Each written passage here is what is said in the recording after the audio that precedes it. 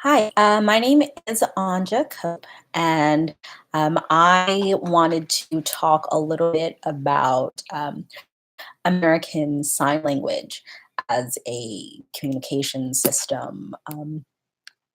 Uh, I've worked with kids who have used all sorts of different methods, but the one that we have, for the most part, unless a kid is already able to kind of use a good amount of vocal speech, or they show um, evidence that they are capable of echoing vocal sounds and making like word approximations. Sign language is kind of the default that I have always been taught to start with kiddos.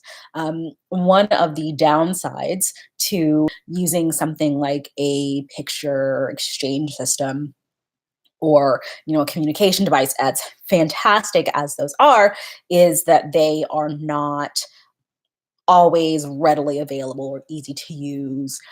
They can be big and they can be cumbersome. We've had some kids who have the Dynabox system, for example, and that thing is heavy and bulky, and the uh, kind of operating system, how you navigate through all the pages, is not very intuitive. I've also, on the flip side, seen some really fantastic communication programs. I really have liked this one. I think it's called Talkboard, um, and Proloco. Those are really really great ones, and you get the vocal output from the device, but if it's not charged, kid can't talk. If you don't have a picture in there that you need, kid can't be kid can't use that command. The sign language is something that a person is always going to be able to use. You'll always have your hands with you. I have my hands with me. Um, we choose the signs that we teach initially based on a potential manding items, or things that are not necessarily reinforcers, but are preferred items that one of the clients is likely to ask for. Um, Kids who are good at imitation definitely benefit from using sign language to communicate, because so much of it is modeled or seen visually, in addition to any kind of like physical prompting that you may be doing. And as you kind of fade prompts, you can fade back to, like I said, to like a model. And kids who are good at imitation can pick up things just with the model. They don't need like a gesture or something that may be a little bit more invasive. um, the signs are sometimes not exactly what the official American Sign Language version of them is. And that will kind of depend on a kiddo's like fine motor skill capabilities. We want them to kind of be able to communicate. And so we may teach an approximation first and then gradually shape that into a more exact, a more universal version of that sign.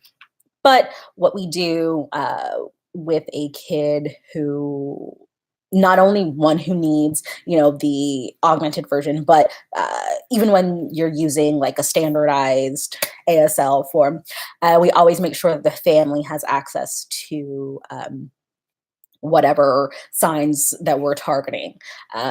One of the things that I noticed in my research was that it was believed that sign language, because there's not the kind of visual there, you might get some more genuine mans from a kid, rather than things that are, it's more like a manned tact, like, oh, I see this and oh, I want this. because I see the picture, you don't have anything there but your hands. So there you go.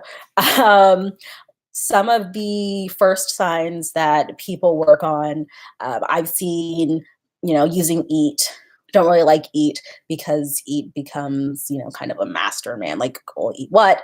You see a lot of like more and things like that. You want to, of course, stick to very specific things. We have worked on like apple with kids, and it's an A at the cheek.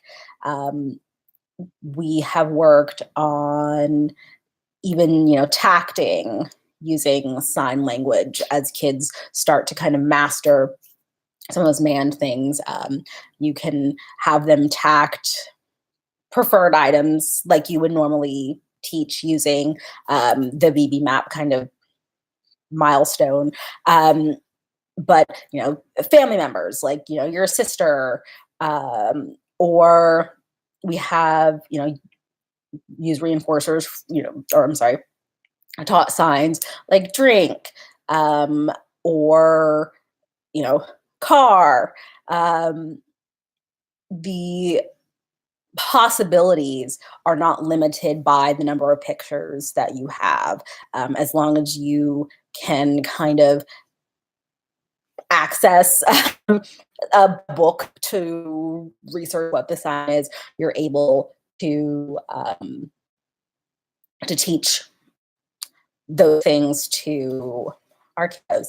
Um, I think that once it is shown maybe that sign language is not so successful, you would be better off maybe looking towards some of those other communication systems. But, you know, a command is meant to benefit the speaker, and a speaker being able to use the least complicated thing is definitely the way that we want to go to make them more successful. Thank you.